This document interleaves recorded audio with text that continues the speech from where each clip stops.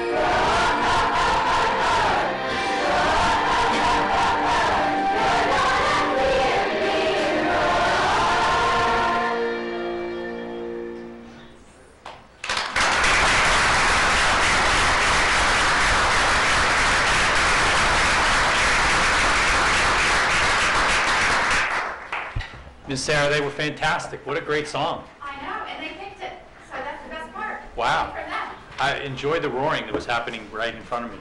Very impressive. Very impressive. Thank you, Rolling Hills, for coming out tonight. We appreciate it. Thank you for the opportunity.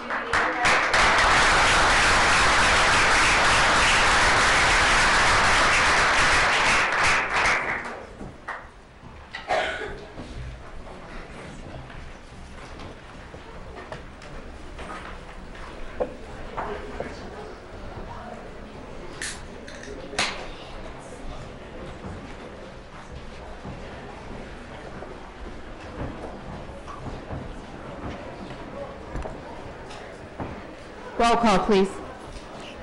Mrs. Thomas? Here. Mr. Block? Here. Mr. Apperson? Here. Mrs. Brooks? Here. Mr. Bilick? Here. Dr. Foster? Mr. Grupp? Present. Mrs. Sexton? Present.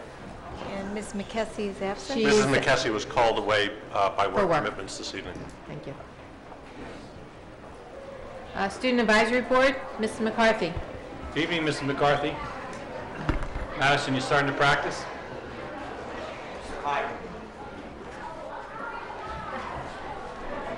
Good evening, everyone. I think I am echoing what our panel of distinguished Council Rock North students will be saying when I say this has been one fast school year.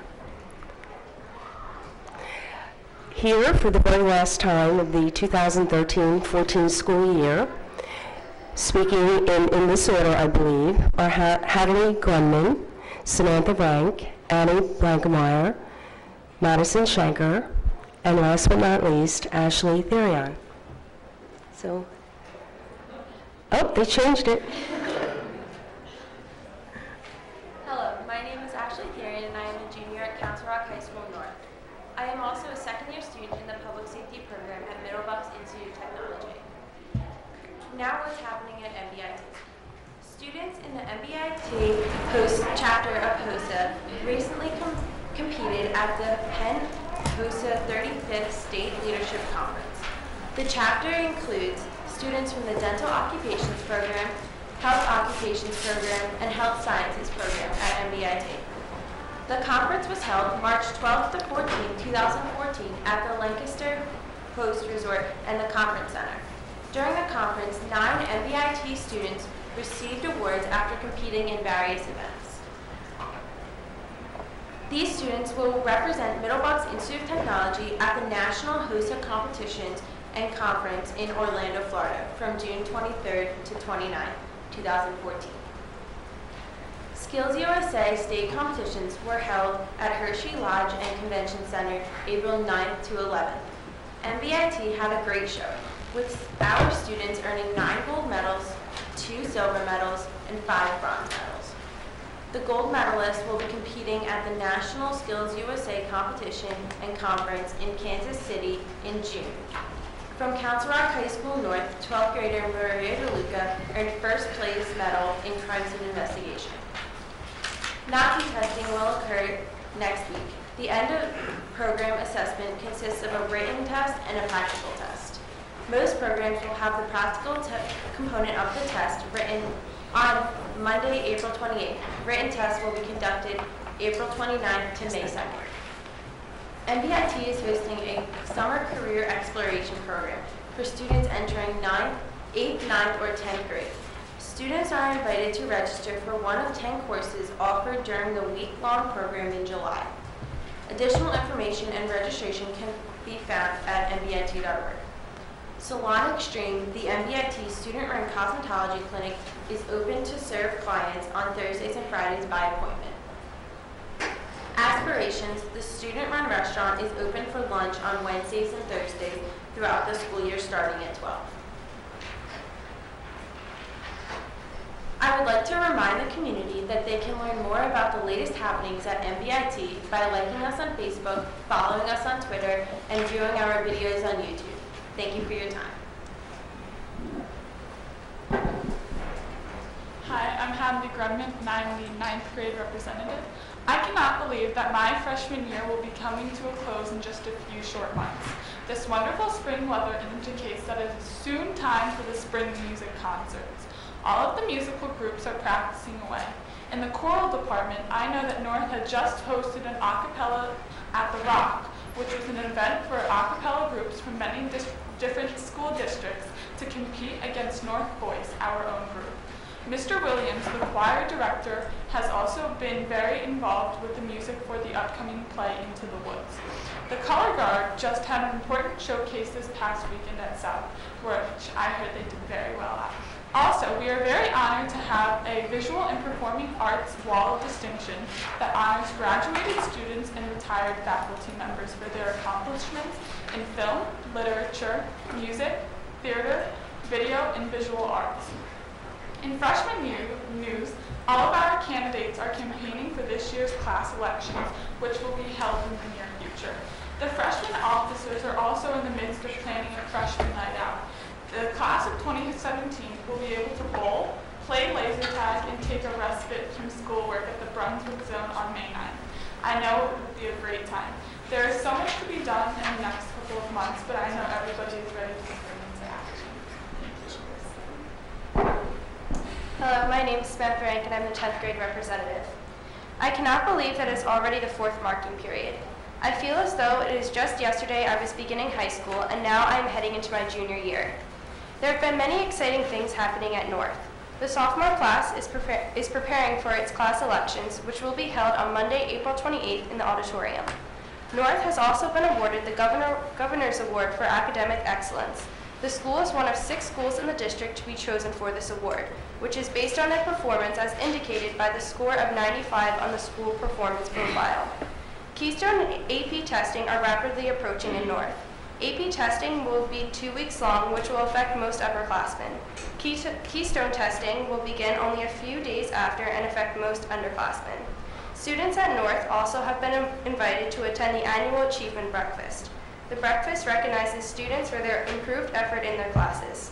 Just last night, the National Honor Society inductions was held at North. The students were honored for their academic excellence and integrity, as well as personal involvement in activities of the school and community. This concludes my presentation. I hope everyone has a good spring, and I'll see you next year. Hi everyone. I really cannot believe that the next time I sit in this seat, I will be representing North's senior class.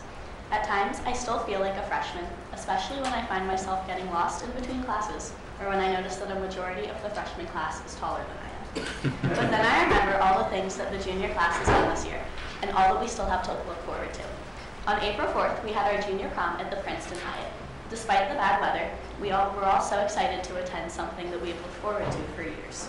The theme was The Great Gatsby, and the newly renovated ballroom was decorated to create the glamorous atmosphere of the 1920s. The class officers put together an amazing event that was enjoyed by everyone who attended. Next Wednesday, juniors will vote in the elections for class officer positions for the 2014-2015 school year. This Saturday, April 26th, North will be hosting the 2014 Bucks County Special Olympics. On a related note, Mr. Griesbaum has been named the Athletes Helping Athletes Person of the Year and was offered a $2,000 donation to a charity of his choice. He selected the Miracle League of Northampton Township, a baseball and softball league designed to fit the needs and abilities of children with special needs. On Sunday, North will be holding a 5K walk-run for Parkinson's disease. The event is being ran by our Health Activism and Awareness Club, and participants can choose to walk in honor of someone or just to support the cause. Sock and Buskin will be performing their production of Into the Woods on May 1st, 2nd, and 3rd. The cast has been working very hard, and I'm sure they will put together a tremendous show as per usual. Here's Madison. It might be a little bit of a disappointment. I'll blame it on the fact that there's just so much going on. That's fine, Madison. But, We'll make Mr. Gamble perform at some point in time. yeah, that'd be good.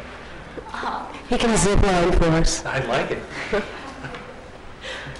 I honestly cannot believe that this is my last time doing this. It's been 4 years. It just seems too crazy that high school is coming to an end. It is truly a bittersweet ending, as it comes with new beginnings. Right now, though, the only part to focus on is all of the fun events that we get to partake in as a class. We just returned from an amazing trip to Florida, and it undoubtedly lived up to the expectations built over the years by the experiences of past seniors. While it was a whirlwind of excitement, one event will forever be ingrained in my mind, and that is getting stuck on the Tower of Terror with a few of my friends. We were stuck for around 20 minutes, but in that time, everyone on the ride became a sort of family as we were with people unrelated to our trip. In the time that we were stuck, we elected a king, a queen, and a food chain, just in case it came to that point. Once we were rescued, we were given the option to ride again on a different car with no wait, and crazily enough, almost everyone did. It was quite the experience. I'm sad that the trip has come and gone so quickly, but now we get to look forward to the approaching prom on May 31st. We have had many different prom themes that have come and gone, but the final one will be announced tomorrow, and I can't wait to hear what the officers have planned. As for SEB, we have a busy end of the year as we still have the blood drive coming up next week, Mr. CRN, which is the senior guide pageant, on May 28th, and the Powder Puff football game in the beginning of June. We also recently set a new fundraising record for Rockathon this year. The charity was Drew's Hope, a nonprofit foundation dedicated to raising money for the research and awareness of Batten disease in honor of a 6th grader in the district. We were able to raise $25,000 for the cause, allowing the foundation to receive $40,000 due to an anonymous $15,000 match. Next year's Rockathon has some pretty big fundraising shoes to fill. Finally, in sports news, both boys and girls swimming won their conference title. For the girls, Tommy DeLeon was the District 1 champion in the 200 and 500 freestyle swim. At the state meet, she was the state champion in the 200 freestyle event and finished 3rd in the 500 freestyle. Brandon McCready was also the District 1 champion for the boys in the 50 freestyle, and he took a 2nd place finish in the state meet in the same event. Ross Wilson finished 3rd in the mile run in the state meet for boys indoor track. And boys tennis won the national conference title, while all the rest of spring sports are still in season. We also had 17 student athletes sign a national letter of intent with a Division I or Division II school for the fall of 2014. Thank you so much for listening to my endless updates over the past few years. This experience has been such an amazing part of my high school career. Congratulations, Madison. Thanks. So where are you headed for next year? Lehigh? Very good. So you won't be that far. You can come down off the mountain and visit us. Yeah, I'll just come back. I'll watch. I'll be in the audience. Sounds good. Yeah, you might be able to catch us on cable feed up there. Who knows? So Tower of Terror, where were you stuck? Someone wants to know. Thank you. It's okay, Chuck. I'll cover you out this way. We like did the whole ride, and then at the bottom, I don't know if you've been on it, the video shows like the swirly thing, and it never pulled us back.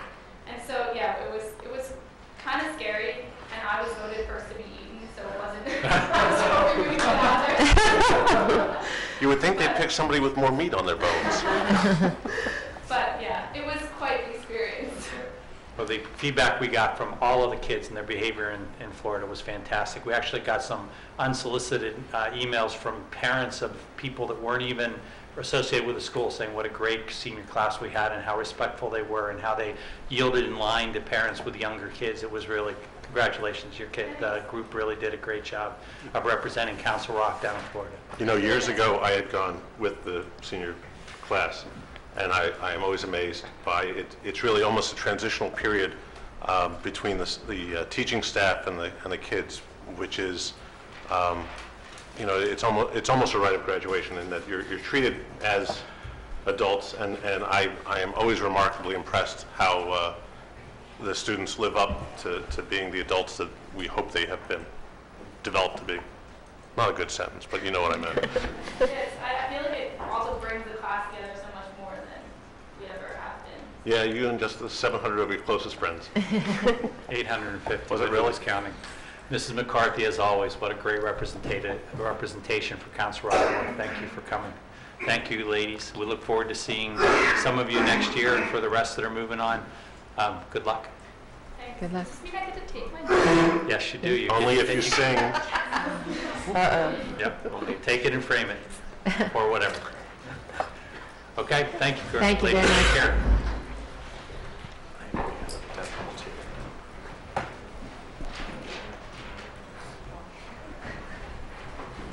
Mr. Klein, Superintendent's report.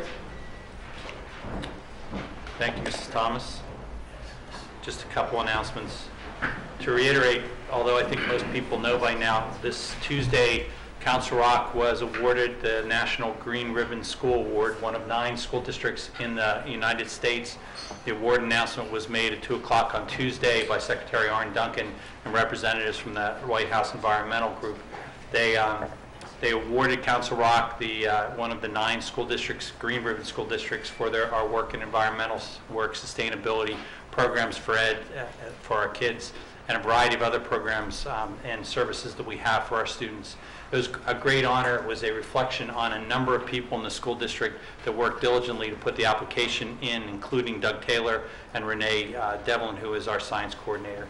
We're very proud of that accomplishment. It's part of what we've done for a long time in terms of energy management, sustainability, but it now has become culture in Council Rock, where schools and kids and teachers all are part of the work that we're doing together. So I congratulate both our schools, our teachers, our students, but also our community, who also value strongly this idea of ecological responsibility and sustainability. I want to announce that the Council Rock Art Show opened up tonight. Thursday, April 24th, it's open from 6 to 8, so if you want to leave here quickly and get over there, it looks like it's just about over at Council Rock South. Tomorrow it'll be open to the public from 5 o'clock to 8 p.m., and Saturday it'll be open to public from 10 a.m. to 3 p.m. It's at Council Rock High School South. It's our 33rd annual art show, and I strongly recommend that our community get out to see the wonderful artwork that our students have done over the course of this year that are now highlighted in that art show. Finally, one of the great events for the spring is the March of Dime, March for Babies, and that March for Babies will take place on Sunday, April 27th at Bucks County Community College. There'll be teams and representation from almost all the schools in the school district. The walk proceeds through Tyler Park. You can take a 3-mile route or a 6-mile route. So we encourage all members of our school community to come out and support the March of Dimes. Thank you, Mrs. Thomas. No problem. Next is public comment. Public comment is an opportunity for members of the public to address the board. We would ask that you limit your comments to no longer than 3 minutes. Please consider the fact that there may be young children in the audience or watching this broadcast live on CRTV. It is our goal to maintain a respectful environment and to listen to members of the community so they have an equal opportunity to address the board without interruption. While the board welcomes your ideas and will consider them in deliberating an issue, we may not respond or comment or answer questions. I have a Mr. Rick Statler. If you could come to the mic and state your name and your town, please. It's Rick Stetler, Holland. I read the newspaper today while drinking my Dunkin' Donuts, specifically an article by Simon Campbell. So I went on the website and looked up the mission of the Council Rock Educational Foundation. Let me read it to you. The Council Rock Educational Foundation is a nonprofit organization dedicated to securing funds for innovative educational experiences that enrich the excellent quality of education and bring the community together in support of our school district. Other than the last part, bringing the community together, it may work. I was a CFO and a CEO of a public company for a long time, and I made a lot of decisions. I was an Army battalion commander and made a lot of decisions. I have never been a public school superintendent. But let me try to go through a decision tree that one would probably go through before making or not making the decision to have the CEF, Council Rock Education Foundation, enlist students for voter registration. Mr. Statler? Yeah. You're welcome to continue. I want to make one clarification. The article that Mr. Campbell wrote in this morning's newspaper was about a different organization called the Citizens for Education. It's not the Council Rock Education Foundation. The Council Rock Education Foundation is a 501c3 charity, which was not involved in the incident that Mr. Campbell's citing. So he's totally off? No. I believe The newspaper was correct. He has reference to the Council Rock.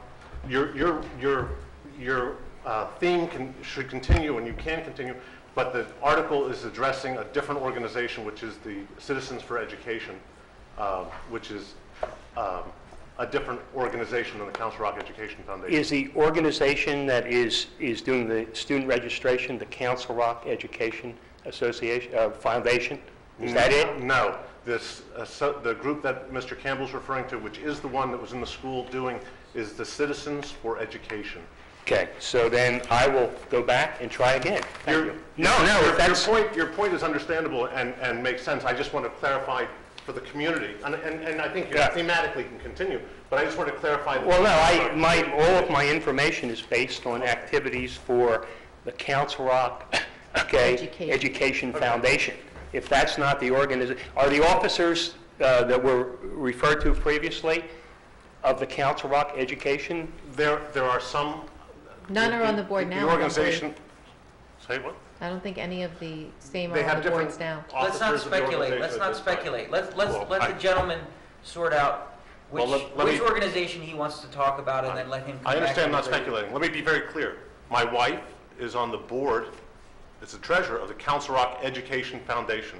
She is not affiliated with the Citizens for Education, so it's no speculation on my part. But the organization that is doing the registration or did the registration was which? Citizens for Education. Well, then I'm a CPA. I like to have all my facts straight, so let me get them straight, because they're obviously not straight. I apologize Thank you. for interrupting you. No problem. Mr. Stadler? Yes. I would be very happy, Mrs. Sexton, if you would, tomorrow or the next day, email me, because I'd be very happy to speak with you about this issue. Okay, well, let me get my facts straight, okay? Because Okay.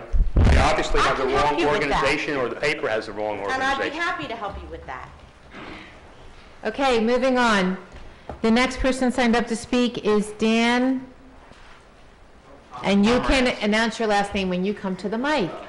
Thank you, Dan. Pomerantz? And apparently. And are you from the press? Yeah, he's joined the press corps, right, Dan? No problem, no problem. Sorry about that. State your name and your town that you're from, Good please. evening, everyone. I'm Dan Pomerantz, and I'm from Newtown. And I hope that most of you remember me, maybe. For those of you who don't, I organized and ran the Relay for Life of Newtown last year. And so I appeared several times before the school board to talk about the progress of that and ask for your help in publicizing that event. And I just want to thank you again for all of your assistance last year. It was a stunning success. We raised almost $40,000 and drew almost 400 participants to the event. And so building off of that success and all of the enthusiasm in the community, we pushed for the Relay for Life of Newtown 2014, which we've changed the format a little bit to attract a larger portion of the community, of the Council Rock community specifically. So the event this year is actually being held at Council Rock South.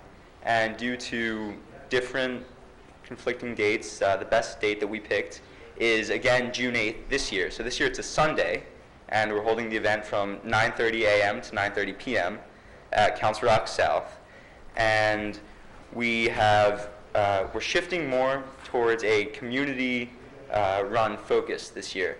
Last year, a lot of the organization and planning of the event was driven by the students at Council Rock North.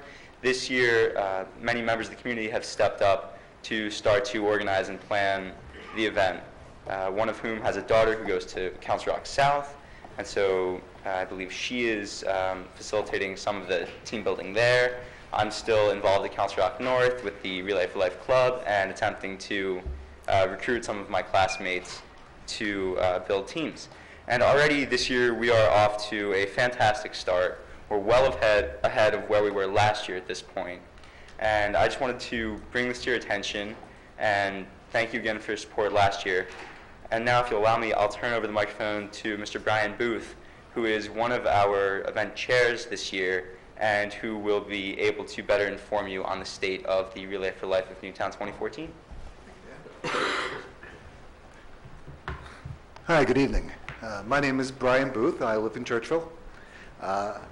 My role this year is to really build on the efforts of Dan and Karen and all the work that they have done last year and to help expand the program a little bit for 2014. And I'll say that the school support has been critical. There have been some schools so far that have really gotten behind this, mobilized very well. Churchville Elementary is organized behind a Team Shane, which is a a team that's been organized to help one of the students there in his battle with breast cancer. I'm sorry, with brain cancer. My wife was dealing with breast cancer last year, so that's probably on my mind. But it's been a remarkable process to see these kids become impassioned, feel like they can help and support, and to mobilize to support when they're friends. And that's been a really powerful message that we hope we can expand upon. The whole idea behind the relay is to help in terms of cancer education awareness, so that people, when they are struck with this or when their family members are struck with this, they're in a better position to cope. It helps in terms of cancer survivors and people that are coping with the disease right now, helping give them perspective and hope. And it helps us also to honor those that have been lost to this disease. So that's what the relay is all about. It's been a great success last year, and we're very fortunate to have a lot of good community support this year. Organizations from St. Mary's Hospital to the Cancer Treatment Centers of America.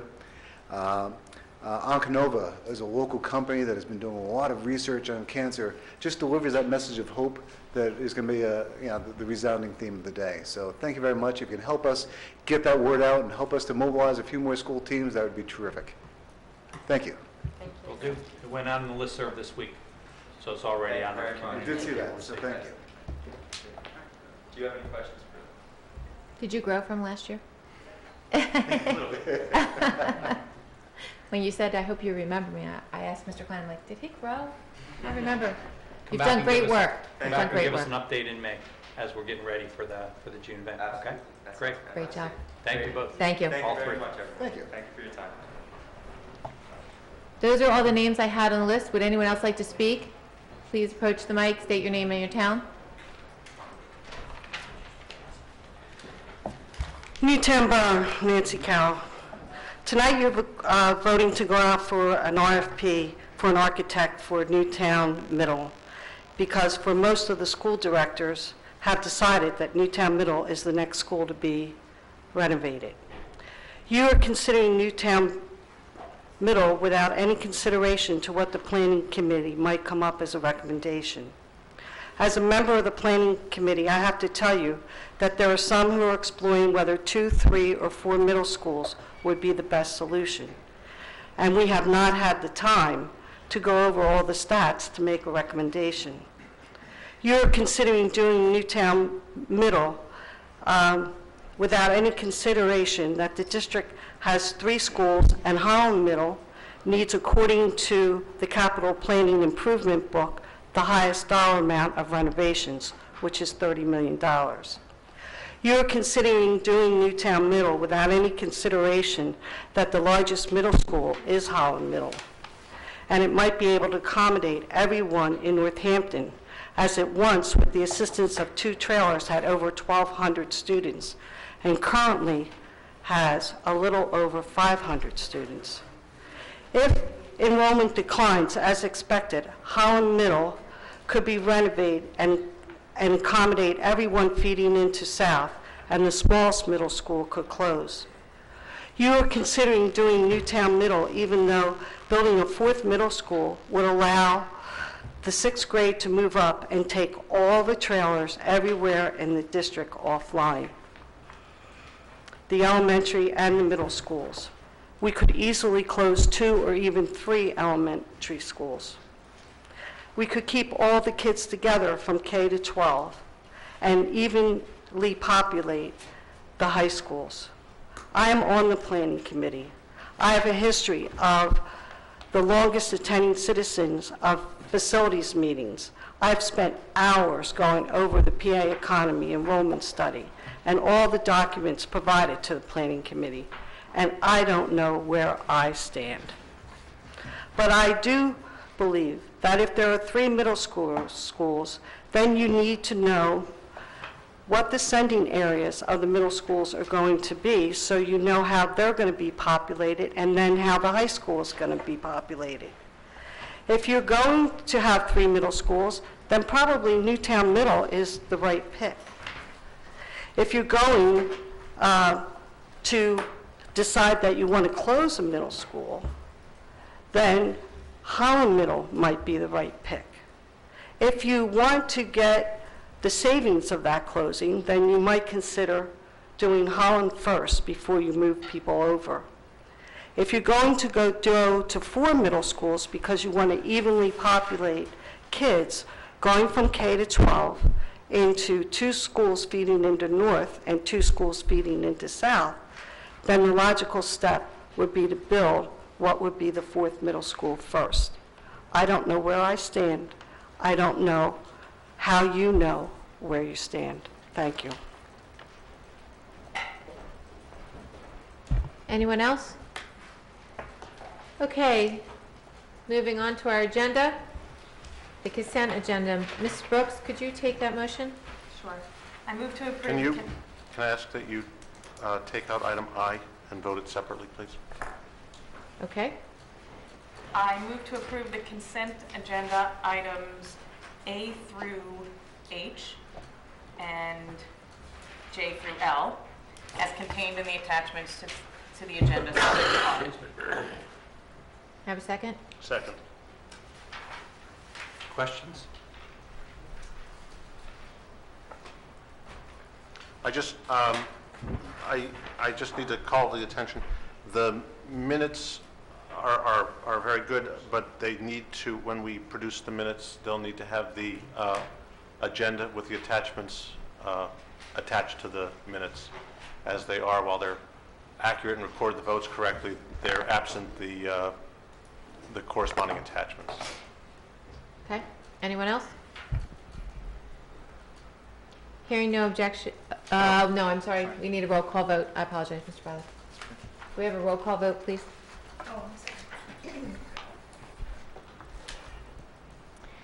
sorry. Dr. Foster, Yes. Mr. Grubb, Yes. Mrs. Sexton, Yes. Mrs. Thomas, Yes. Mr. Block, Yes. Mr. Abramson, Yes. Mrs. Brooks, Yes. Mr. Biler. Yes, with the exception of item J. The reason for my concern about item J is the funds that are held in, the way they're held and the insurance that covers those funds. So with the exception of item J, I'm yes. Okay. Item J being the treasurer's report. Thank you. Okay. Ms. Brooks, do you think you could make a motion for item I? Sure. I move to approve the consent agenda, item I, as contained in the attachments to the agenda, subject to audit. And solicitors review. Pending solicitor's review. And I'll second, but it's also in the delivery of proof of insurance. Right. You'll agree with that? Is that part of the solicitor's review, or? That's fine. You can. I move to approve item I in the consent agenda as contained, what is it? As contained in the attachments, pending solicitor review and the insurance document to be provided tomorrow. Second. Do you second, Mr. Yes, Grubb? I did. Okay. Any discussion?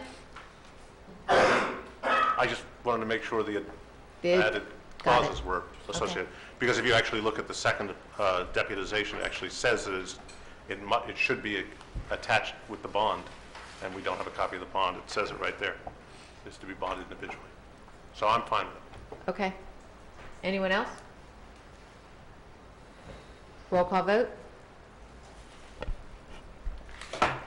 Okay. Mr. Block, Yes. Mr. Abramson, Yes. Mrs. Brooks, Yes. Mr. Biler, Yes. Dr. Foster, No. Mr. Grubb, Yes. Mrs. Sexton, Yes. Mrs. Thomas, Yes. Mr. Block. Oh, I'm sorry. Is that everybody? Yeah. Okay. So moving on to items for the board, personnel actions, item number 1. Mr. Biley, could you take that motion? Yes. I move to approve the personnel actions as contained in the attachments of this agenda. Second. Ms. Trioli was called away for a family issue, so I am happy to answer any questions you might have about the personnel actions. I'll ask questions too if you want me to, but I prefer to answer them. Hearing no objections, I ask that the Secretary record the motion as passing by unanimous consent. Dr. Foster, can you take item number 2?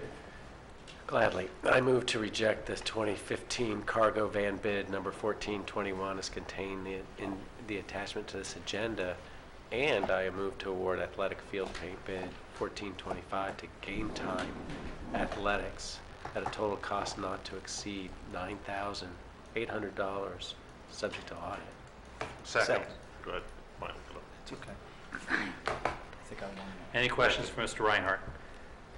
Bob, I very much appreciate your rationale for the rejection of the cargo bid and taking that to heart. So I do appreciate, Doug, you guys, I do appreciate your rebidding that and making it that it won't be quite so specific.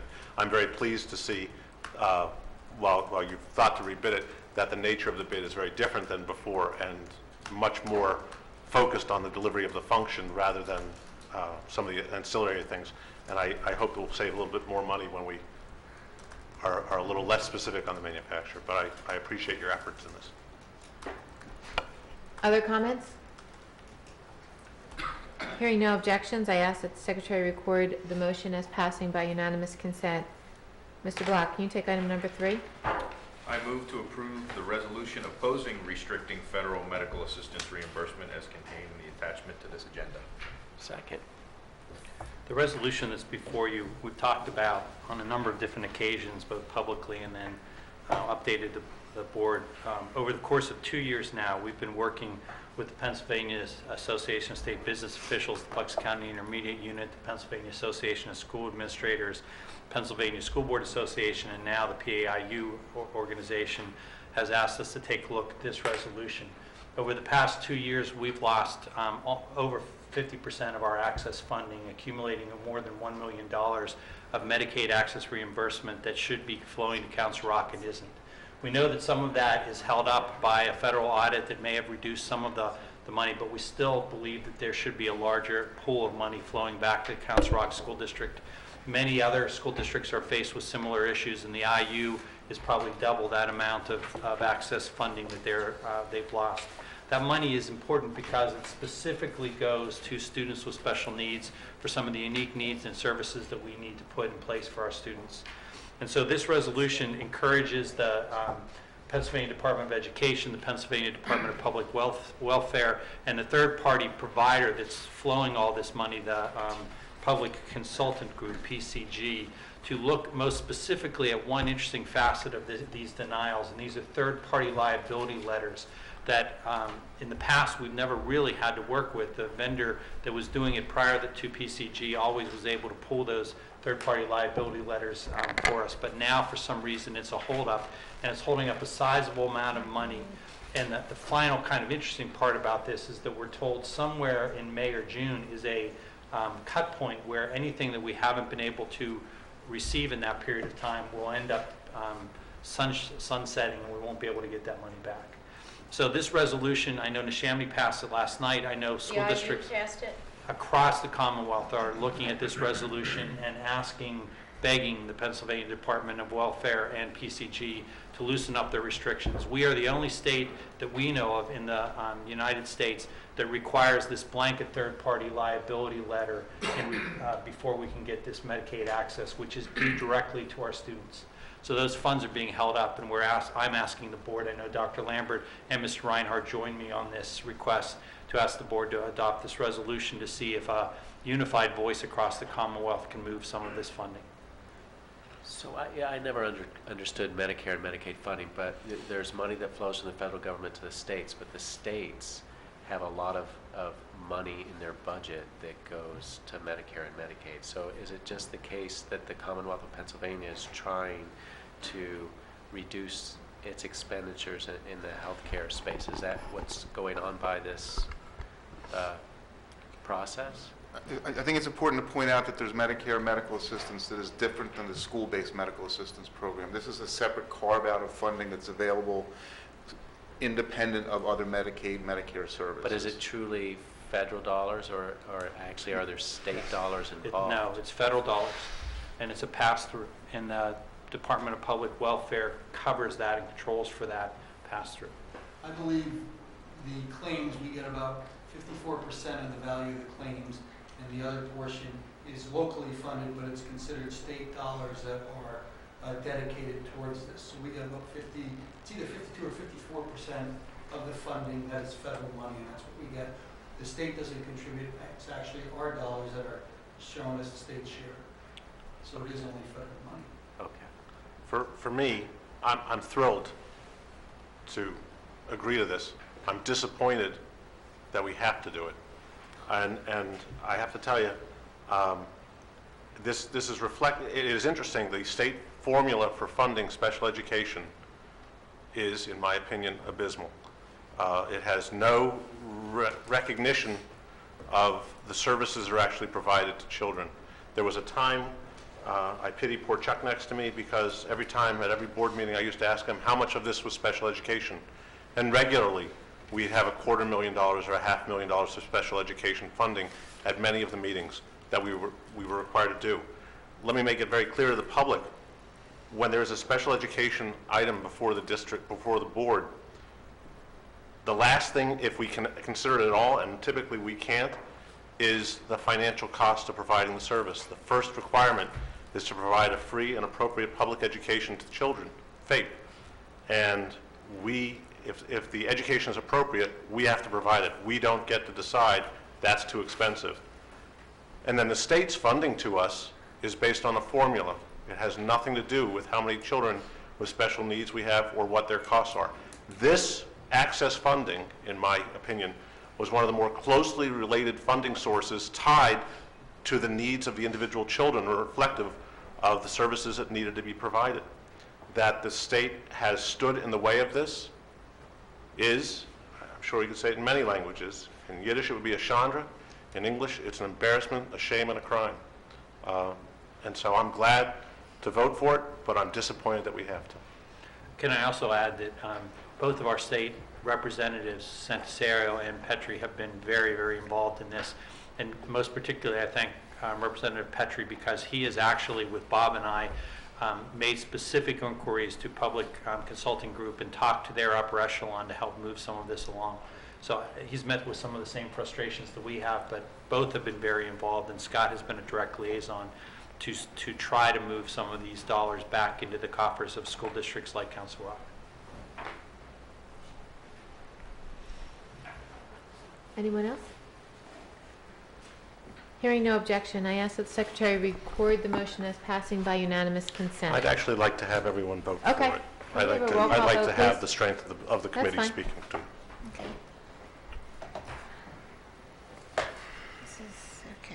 Mrs. Brooks? Yes. Mr. Bialik? Yes. Dr. Foster? Yes. Mr. Grupp? Yes. Mrs. Sexton? Yes. Mrs. Thomas? Yes. Mr. Block? Yes. Mr. Abramson? Yes. Okay. Moving on to item number 4. Mr. Block, can you take that? Mr. Taylor and I went back and forth today with some changes to this agreement. So, Mr. Block, when you read the motion, if you would you add subject to solicitor's review as well? And I can go over what those changes are if any board member has an issue. But if you could add that to the motion, I'd appreciate it. Thank you. I move to award the bid for the district-wide burglar and fire alarm upgrade project to Access Security at a base bid total cost not to exceed $73,300, subject to audit and solicitor's review. Second. Thank you. Questions? Can we have a brief synopsis of what those changes are? Really good. Thanks.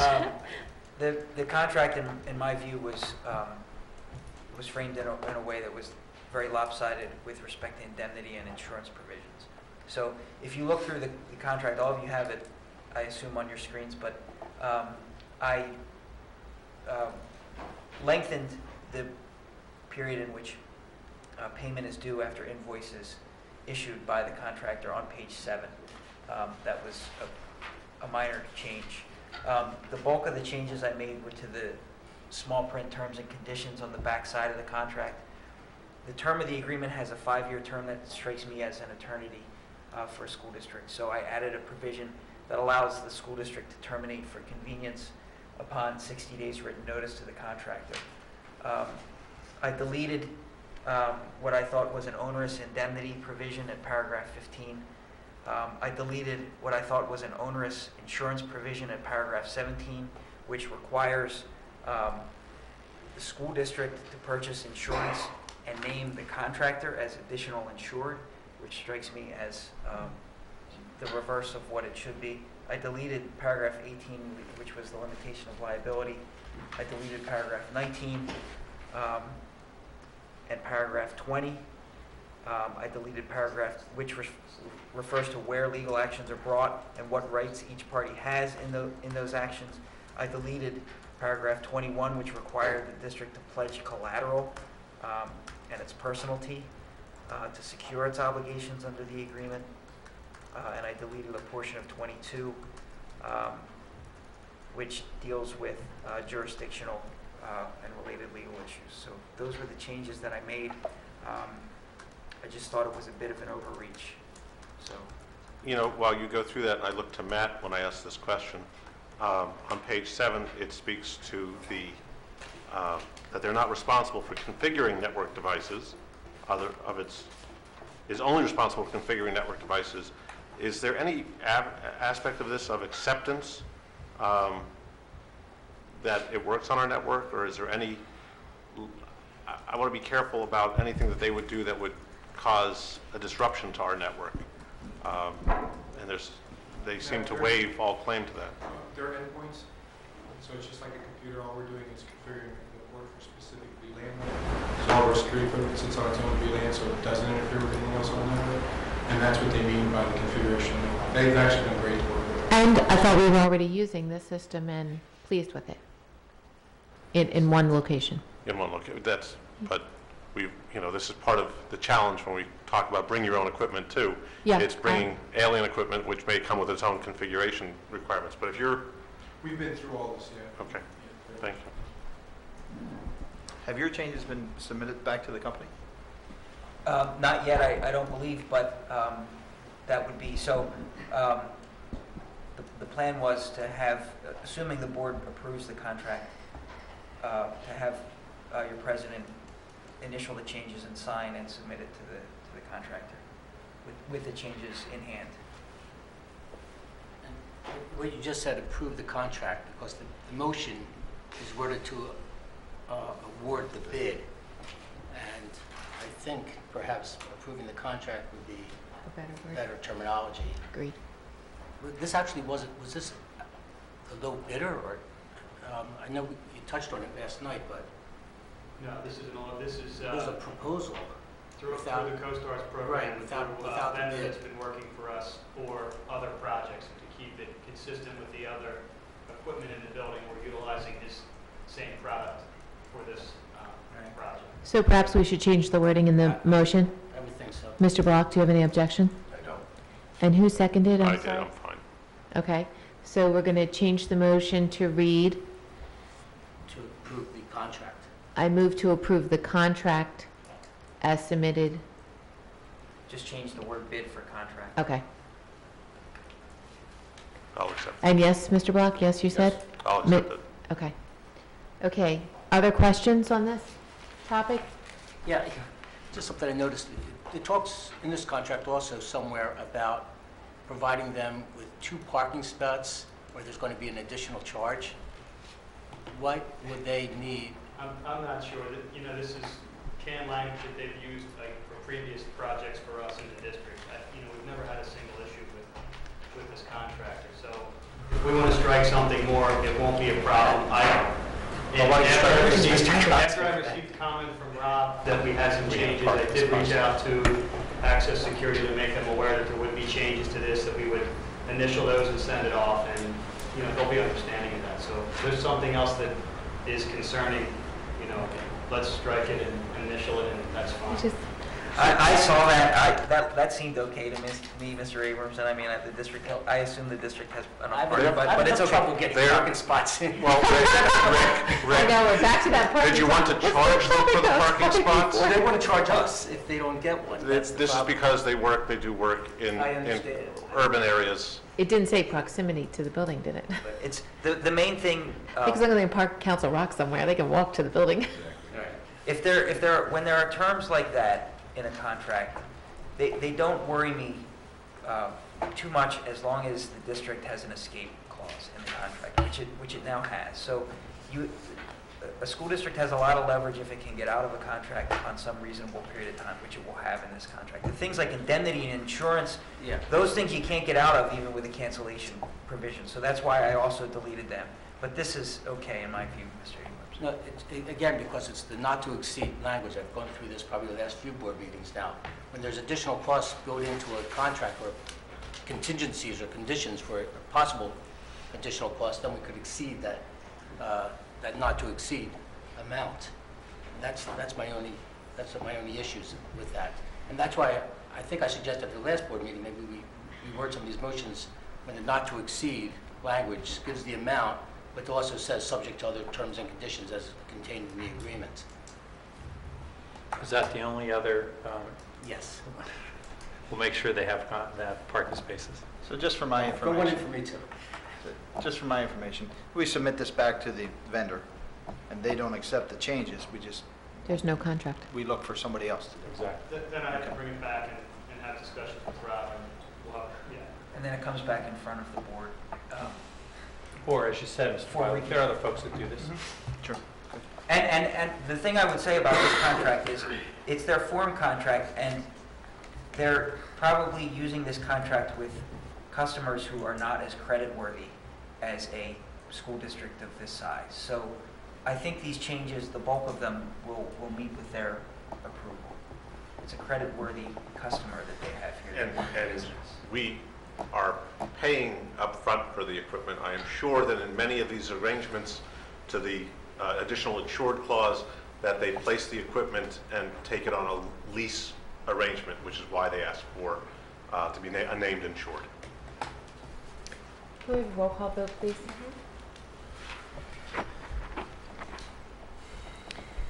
Dr. Foster? Yes. Mr. Grubb? Yes. Mrs. Sexton? Yes. Mrs. Thomas? Yes. Mr. Block? Yes. Mr. Abramson? Yes. Mrs. Brooks? Yes. Mr. Bialik? Yes. Mr. Abramson, can you take item number 5? I move to approve the Newtown Elementary School PTO donation for the playground improvements in the amount of $29,350, subject to audit. Second. Mr. Taylor, will you describe what Newtown Elementary School's PTO is generously donating to the school and school district? Yes. Off of the cafeteria area, there is an area where many students exit the building, enter the building, that is hard-packed dirt. It doesn't grow grass. There's so much traffic over the area that it's problematic in that regard. So this donation is replacing that dirt area with brick pavers and a nice pattern, some benches, and a canopy that will provide some shade as well for students to sit at tables and and have a conversation or do schoolwork or just have some fun. So it's a nice donation, and it's something that they would take care of this summer before kids return in September, August. I'm thrilled with it. It's the type of thing that has a lasting and enduring value. I know that years ago in 2001, maybe 2002, Holland Elementary did their outside classroom, and that was a welcome addition, and these things are enduring.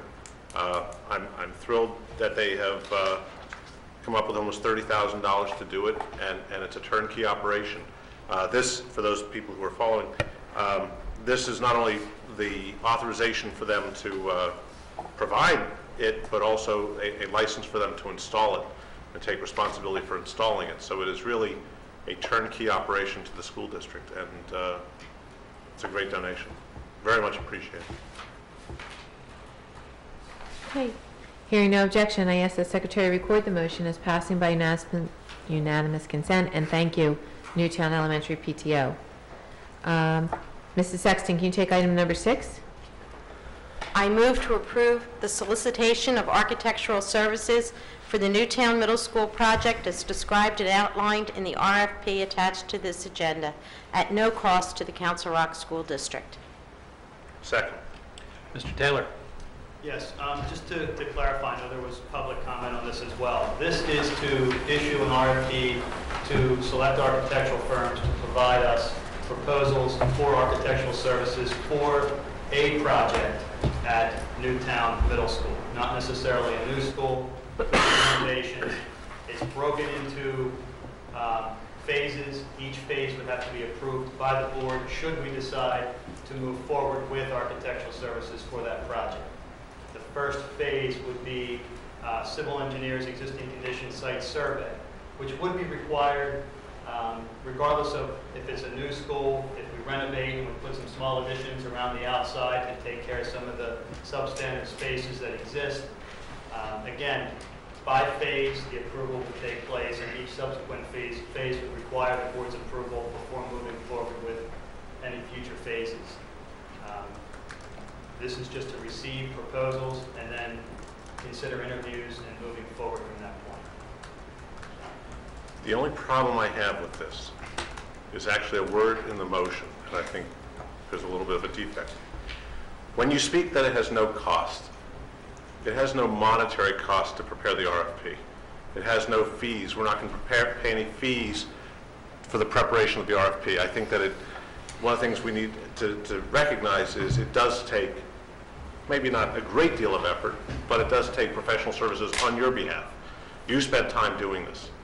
And I don't want to sell you short by saying that it's no cost. There are many things you do in this district, and saying that you're doing this for free doesn't really get you where you want to go professionally. So I just don't like the term no cost. Your intention, I'm sure, was that there are no external fees or no fees paid to any agency, but it's really not no cost. It costs your time to look at it. It costs your team time to evaluate it. It's not no cost. I'll agree to it, but I think we need to be careful of the term no cost. Opportunity cost. You have time. You're a very busy guy. You're doing a tremendous job for this district, and I think it sells you short. Other comments or questions? Yeah, I'll be voting no on both this motion and the following motion. I want to say I appreciate the fact that we went out to, I think it was 3. We didn't go out to anybody yet. This Well, is just the a- motion is to go out to 3. I suspect that it'll pass. 3 vendors to give these services. I think it's premature. I'd like to hear what the committee has to say when they come back in a couple months. I'm a little concerned about the train leaving the station and not being able to bring it back in. That's my concern. I'm going to tag on to that. Actually, I really wrestled with how to vote for this. I absolutely don't want to vote yes because I'm not ready to move forward. But I ultimately decided that I'm going to abstain because I think that more accurately reflects how I'm feeling about this, which is I don't have enough information to confidently vote yes on this. And specifically because I would like to see the work of the Planning Committee continue its work. I was able to sit in on one of the work sessions when they met a couple of weeks ago and got feedback on one of the other work sessions that I didn't sit in on, and both of those groups were having discussions that would very definitely not put Newtown Middle as the next one to renovate. And while I realize that this is no monetary cost, it is a non-committal thing. I've been watching the school board for nearly 20 years, and when things start taking motion, I cannot recall any instance when the board has reversed direction and not gone forward.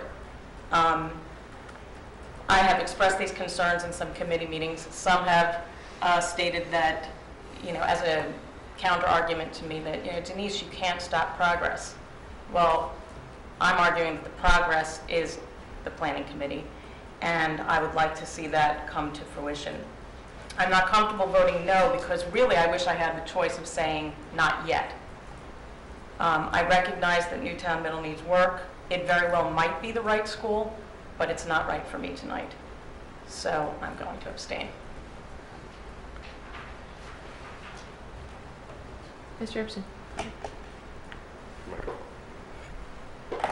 I would vote for it, but I'm going to ask that something be changed because it is supposed to be non-committal. We'll get the information, we'll digest it, and we'll move forward based on that. But the last paragraph of page 1 says the Council Rock School District is in the process of planning for the construction of a new Newtown Middle School. And I don't see us at that point yet that we're actually in the process of planning for it. I would like it to say that we are in the process of considering planning for it. And with that, I would vote for it. Are you good with that, Mr. Taylor? Who made the motion? Mrs. Planning Beck? for something is a plan. You Mrs. don't Beck? have to say, I'm planning to have a plan. But It's we're a considering- plan, doesn't mean I have to implement the plan. I'm trying to create a plan. So I don't know that it's necessary, but. Mrs. Exton, you made the motion. It's fine. That's fine. Who seconded it? I did. Okay, Mr. Grubb? Okay. What am I agreeing to? You're agreeing to insert the word Council Rock is in the process of considering, Planning. etc. That makes It's- Mr. Abramson more comfortable? I- Whether it's I- redundant or I not, agree we can with- debate, I agree but with Bill, it's a distinction without Is it a difference. problem for you? No, it's a distinction without difference, but I'll agree to go forward. okay. Anything else, Mr. Abramson? No. Anyone else? Can we have a roll call vote, please?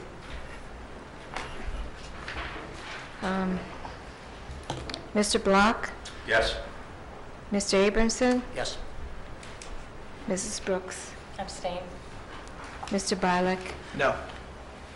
Dr. Foster, Yes. Mr. Grubb, Yes. Mrs. Sexton, Yes. Mrs. Thomas. Yes. Okay, item number 7, Mr. Grubb? Let me look at the memo before we, Yeah, at the, thank you. at the document and see if I I make the looked at same it, but I... analogous change. Rick, do you have the same objection here? Is this same phrase used here? Yes. I am going to make this motion, but on the background, on the draft of the RFP, under Section A, background, it will be changed to say Council Rock School District is considering the construction of, and then continue with a new middle school.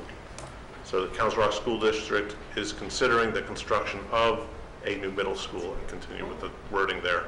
Rick, that accomplishes what you're looking for? Yeah, that's fine with me. Very good. Then I'll make the motion with that change. I move to approve the solicitation of construction management services for the Newtown Middle School project as described and outlined in the RFP attached to this agenda with the previously indicated change at no cost to Council Rock School District. Second. So I probably should have said this last time, but I'm going to just add my opinion for a couple, those of you who are at the meetings who talk about this. I'll state publicly that I didn't feel the need to go to RFP for these services. We have trusted, valued people in these areas. That was my personal opinion. If this project were to happen, it'd be $55 million, it'd be a great deal of money, much more than we've spent in the others. I would prefer not to be using someone we've never used before. We did that a few years ago. We built Holland and Churchville at the same time, used 2 different people. That didn't work so well for us. My personal opinion. I'm voting yes for them because the majority of this board felt that it was important to go to RFP and important to see different people. In my experience, both watching the board externally and being on this board, it takes a very, no offense to anybody in administration, a very long time to get things done. If I wait until the planning committee comes back to even execute an RFP, then that will not be enough because we've asked them to come back with 3 different options. I highly doubt all 3 of those options are going to say to work on the same school first. And I highly doubt the 9 members of this board are going to go, oh, you said do A? Oh, great, we're going to do that. So now it's June and we have a plan. So I would prefer as much of the groundwork that is done. If we feel the need to bid an architect and bid a construction manager, and we feel the need to see who's out there and what they're all about, I prefer that's all done. So on the date we say we want to go, we've got some background done. And it's not another 4 years out. So for me personally, and with all due respect to people who spoke at the mic tonight and others who think it's moving ahead and somehow disregarding the planning, frankly, it's quite the opposite. I'd like to hear your information, and I'd like to be able to move as fast as possible on it, and I don't want to wait for an RFP process to go a number of months, get those back, reevaluate them, have a night of interviewing before we can just, all of which are good things, don't misunderstand me, and before we can even do anything. So for me, this is about accelerating the process that I hope that planning comes back and talks to me about. Wendy, it's an interesting point, and I agree with you. But I'll take it with a slight bent, which will not be unusual for me. We're going to get the feedback from the planning committee, or whatever we call it this week. And there's going to be actions in there that are going to require the services of architects and require the services of construction management. I look at this as this is framed. Right now it's tagged to say Newtown Middle School. But my thought is that when you qualify someone, if someone came and presented that this is how we would do Newtown Middle School, I'm really buying the quality of the service, the quality of their, and I will, dollars to donuts. If they could do the middle school, I could put them on an elementary school, I could put them on a high school. God, I don't need that, but I could put them on another building. So for me, this is really just an object to say, bid this one, let us talk to you, so it's not some ethereal discussion with no grounding. We'll talk to you about what you would do for this construction, and if ultimately, to help, pick up on what Denise had said, ultimately, if we choose not to do a middle school, we will have already been through the appropriate discussions with appropriate service providers, and these are professional services. They are actually not required by law to be subject to bid, but we will have talked with qualified providers in this area, and we can direct them to where we need them to go. And I'm sure that once we're comfortable with them, whether they're the continuing ones we have or new ones that we select, we will be better positioned to respond to the needs and suggestions coming from the committee and ultimately approved by the board. If this board had said, oh, we talked about, we've had some good experience with Schrader, we've had great experience with Dewey, that nothing against, if this board had said, we're good with those firms, and then we were talking about another process that was moving forward, this would mean a lot different in retrospect to what the planning committee is for me. Then we're now deciding that we want to interview different people and see different people. We talked about having a night where they come and they present to us, and we talked about then regathering after that. That most of us have other jobs, certainly other lives. That all takes a lot of time when it involves getting us all together and doing all that. This goes to the no-cost observation. This allows us to do all that work while other decisions and other presentations are being made. And I'm just saying for me, and I'm sorry I didn't say it when we were doing the first one, but for me, it's about speeding the process up, because I sat on that planning committee with people in the audience when we wanted to get trailers off. I'm not going to be here forever. I would like to see as much of this good work done by the time I could leave this board as possible, and I view this as moving things forward as quickly as possible. And again, I didn't need either one of these things done. I'm happy with the people we have personally, but it's a good exercise, and people on this board, particularly new members, wanted to do this, and I think it's a good exercise, and no harm in it. Can I just say something? So often there is conversation, I just want to get it out there, where to sort of explain why Mark or I might have a different opinion is saying that we're new. And I just would like to say that I might actually counter that and say that perhaps we're looking at different issues with fresh eyes. And so even though, you feel that we've had the best experience with certain contractors, I respect that. We have a responsibility to make sure that we don't just toe the line with the same people. Yeah, that's why I said we did that just a few years ago. For me only, all I was saying is I underheard what you said, and I'm agreeing. That's why I'm voting yes. Otherwise, I would vote no, because I'm good with the people we have now. Okay. I'm just saying I'm not disagreeing with it. I didn't need it, but it was brought up. I thought it was a point that other people had made that I didn't need. And so I'm voting yes because people wanted it to go for RFP. I didn't personally want that. Okay. Right? No, I understand. I'm just saying that, but it... Well, I completely agree. You've been around for 20 years. I don't mean you're new, but I just meant that you weren't on the board when we did the exercise with Holland, which feels recently.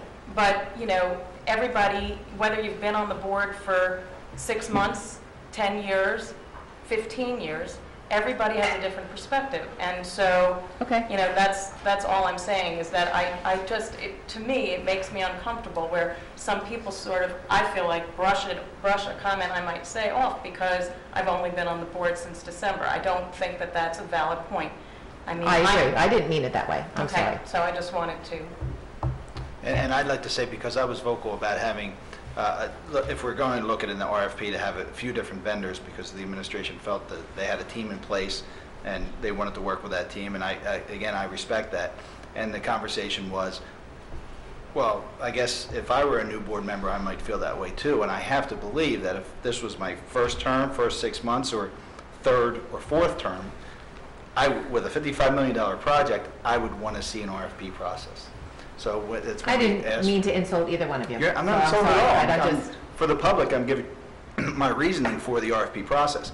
I think it also helps our administrators, because if Mr. Taylor chooses his team and we have an issue with that team, there's one person we're pointing to. We didn't go through the process. Here we have an opportunity to evaluate. Well, we choose the team no matter what. Even if it's the same. I'm just saying, we choose the team no matter what. Well, when our choice is one, right, it's not really a choice. So now we have 3 people to look at, and that is clearly going to go through. And my thought on waiting for the committee, I don't want to disvalue the work that the committee is doing. Me either. And I would prefer to wait. And I'm not as concerned with the timeline. I understand if maybe you're not going to run again and you want to see this, whatever the case may be. I appreciate that, but this is potentially a big project. And in the facilities meeting, I saw option 1, 2, 3, and 4, and the feeling to me was the gravity was toward option 4, and that concerns me, without having all the information. From my perspective, this is good because it gives us the ability to move with pace without making any commitments. I think I've said this to some folks. I have not enough information to make a decision. Certainly don't know where I'm going, and very much looking forward to the recommendations of the committee. But I think this positions us as an organization, once we do have input and have discussion, public debate, to make a decision to move faster. And I appreciate the dialogue that we had in facilities session with different points of view to get us to a point where we've got an RFP. So for me, this is a good decision. That's why I'm supporting it. Well, simply, anybody that's been through Newtown Middle School, I got it right this time, didn't call it Holland. Anybody that's been through Newtown Middle School and seen its condition would recognize that it's time for a renovation. So whether we do the renovation first or second, I certainly think it should go first. I thought it should have gone before Goodnoe for the sake of the way it is. But that building needs a renovation process. Whether we rebuild or whether we extend and modify the building, that'll be up to other people to give us some input on. This is a building, and the children in it are deserving of an opportunity to be educated in a building made for a 21st century education. You know, we're a great school district. We can give a good education. I've always believed you can give a good education with a good teacher in a cave. But, you know, most of us are not Aristotle or one of those old Greek philosophers. And kids really like to have smart boards and clean classrooms and spiffy bathrooms and nice gymnasiums and places to be that are reflective of their community. And this building right now has served us very well and for a very long time, and it needs renovation. So I hope that we will be willing to go forward at some point and do what we need to do. Our schools position our community in a lot of ways. One, when young couples want real estate, they look around. They look for their schools. Where are their children going to go to school? Is the school really that old? Maybe we'll move further out. So for us, these renovations help our property values. They're good for old people, young people, The whole community benefits when you have good schools. So this is something that needs to be done. We all know it. We've all been through it. Any of the parents that have been in that building know it. And I'm good with going forward now. We're not going to lose anything by doing that. I know that we all have open... This is really hard for me, but I'm trying very hard to have a completely open mind. Something my husband says is really not possible, but I am going to try to have an open mind about the information that's being offered to me. But one way or the other, at some point, we're going to do this building, I hope.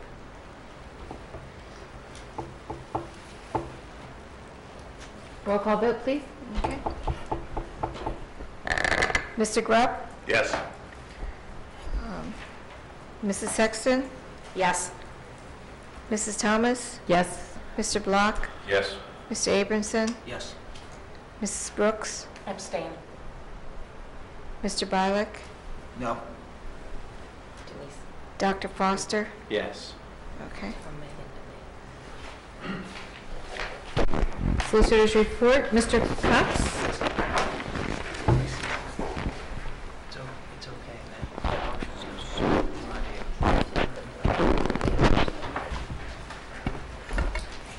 man. There was an executive session prior to tonight's meeting in which we discussed a matter that is currently in litigation, a matter of potential litigation, and a confidential student matter.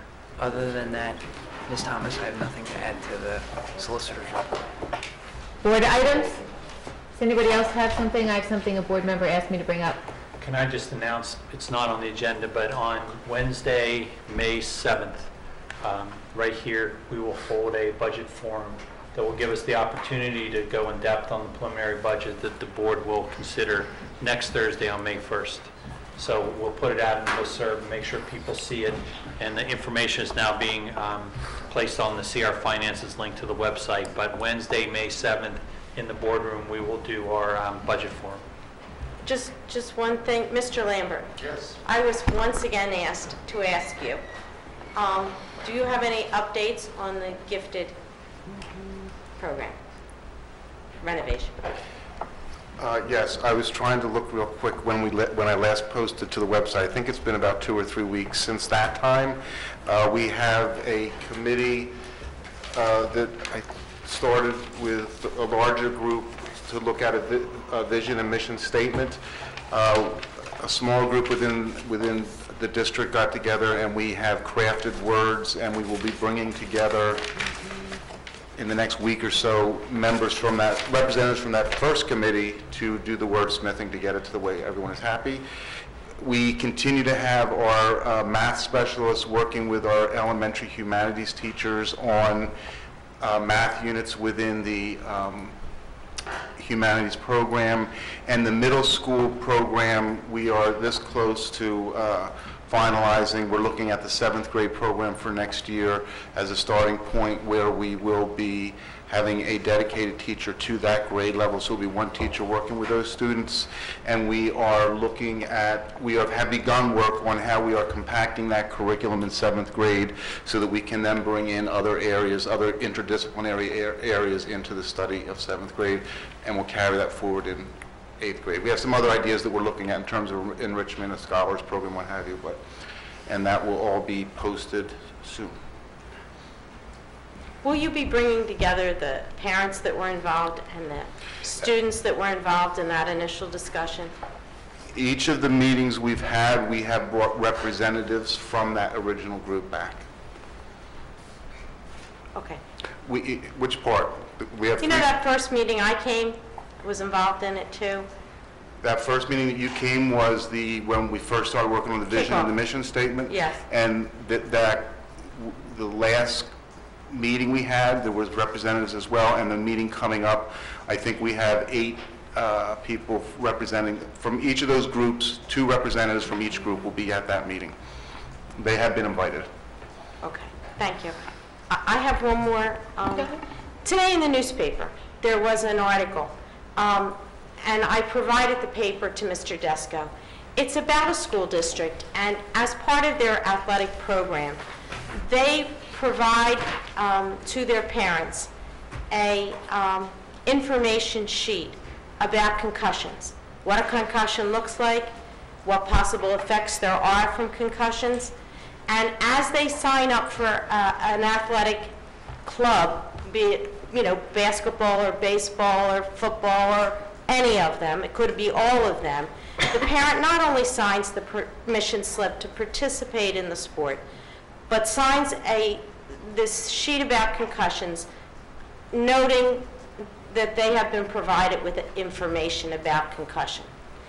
I asked if we did that as well. Now, we do a lot of things now to make parents more aware of the dangers of concussions, and I think that this is a good idea and a way to make sure that we're sure that parents know what can happen when a child has a concussion and what a concussion looks like.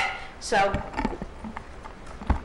Mrs. Sexton, I did find an answer to your question. We do have a form that all parents and students must sign. It's specifically called Understanding of Risk of Concussion and Traumatic Brain Injury. It goes through a description of what a concussion is, symptoms of a concussion, what students should do if they believe they or someone else may have a concussion, how to prevent concussions, etc. And it is signed by both parent and student prior to participation on any of our sports. Thank you, Mr. And it's kept in the Desko. student file. Is that a protocol that you think now is throughout? It's a PIAA requirement. It's a yes. PIAA requirement. Thank you very Mr. much. Desko, do we benchmark or baseline students in some of the more physical sports prior, so that if we suspect a concussion or a concussion is suspected, that when they're tested in situ, that there's something to baseline them to? Yes, middle school and high school athletics requires that of all the students before they participate in. I knew that those- part, the computer test that they take. But Correct. I also sent everybody from the IU today a board digest that talks about, this month is Autism Awareness Month. You should read it. The prevalence of autism, its diagnosis is increasing, whether that's from more testing or people looking more for it and at younger ages, or because it's happening more. They don't really know. And it's a very curious problem. And it demands a solution of some kind. Almost school districts should be more proactive, whether it's environmental, how it comes to be that children have this disorder. In my own, and when I talk to people of my generation, we talk about, did we know children who had this disorder in our classes when we went to school? Maybe not. Maybe those children, because there were no proper treatments or understanding and their inability to communicate properly or easily with others, had them kept at home or institutionalized. I don't know if that was the case, but it is the prevalence. You know, one in a smaller number all the time. It was 1 in 140, and then it was 1 in 87, and now someone who may or may not be on the spectrum. The numbers just going higher and higher all the time. It's really something that affects us as schools, and I wish we could do a better job, be more helpful to people. Because of having a life as an adult with this condition is so hard. There are two important aspects. One is, and I hope that we are doing a good job. I don't have empirical evidence that we are, that catching, beginning Getting it early. preschool and appropriate early intervention programs is really important. And that's one thing I hope that makes a contribution. I don't know what the cause is, but treating the symptoms and treating the indication itself is important. To your other question, it is an amazing thing, and it has struck me for the past 27 years of my life in reflecting on things that we went to school before IDEA, and kids with a disability, when they showed up at the school, it was within the district's right to say, not us, and send them away. You know, I went to a good public school, and I can't think of but one or two children with disabilities that I dealt with, that I had as classmates. And having gone through public education with my child, it's a different world, and I'm glad for the different world. Back to the conversation before, I just wish that Pennsylvania, for funding, would realize it's a brave new world. Is a point of parliamentary procedure.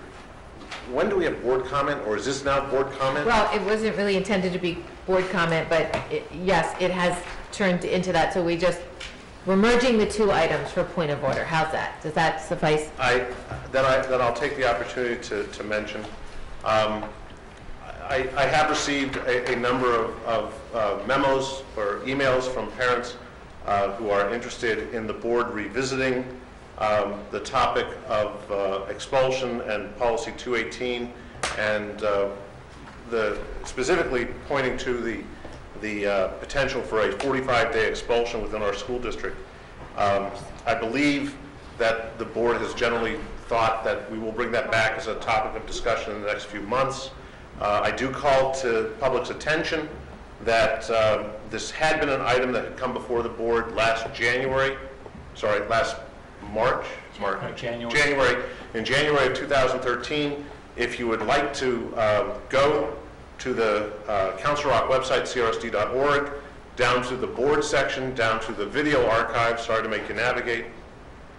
At about 33 minutes in, on the January 17th, 2013 board meeting, there is a presentation by the administration and the principals of the two high schools, followed, all in all, it's about a 55-minute discussion between the board and the administration regarding suspension, expulsion, and the policies. It doesn't mean that the board will not revisit it, but it is useful background for anyone who is interested in the current status of that and what the rationale is. And I anticipate that in the coming months, the board will revisit the policy. So Matt, I know that's not on there now. Can you post that board meeting? Thanks. It is on there. No, we only have a year's worth of archive. I just pulled it up. I sent you a link to an archive. Okay, so you'll post the link, Matt. We just need to put it on the Create a separate board. link, a separate page just for the school board. We just make that public. No problem. Okay. I think I distributed that to people, but please do. It's fine. It'll open the right link. It's just not on the board. Yeah, it's just, the video archive is only a year old. no problem. So to those people who have written, we at least I'm sure the board has received your mail is getting through. Again, you may not hear back from all board members, and just so you're aware, board members don't typically copy one another on their responses to the public, because that gets into it could be considered deliberation between the board. So you may hear back from board members individually or not at all, but your messages are coming through, and there's a discussion of what we're looking to do around those queries. I'm happy to extend board comment, but I just want, I have a item of business that was brought up to me by a board member that I'd like us to discuss, and that is having facilities and finance on the same evening. I want to say I feel like almost everybody has spoken to me that they don't feel it's a productive way of doing things with the volume of topics we've had at these committee meetings.